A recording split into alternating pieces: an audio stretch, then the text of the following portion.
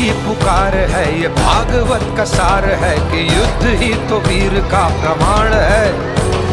कौरवों की भीड़ हो या पांडवों का नीड़ हो, जो लड़ सका है वो ही तो महान है। जीत की हवस नहीं, किसी पे कोई वश नहीं, क्या जिंदगी है ठोकरों पे मार दो। मौत अंत है नहीं तो मौत से भी क्यों डरे, ये जाके आसमान में दहाड़ दो।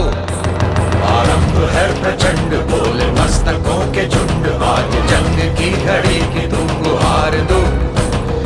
आन बान शान या की जान का हो दान, आज एक धनुष के बाण पे उतार दो।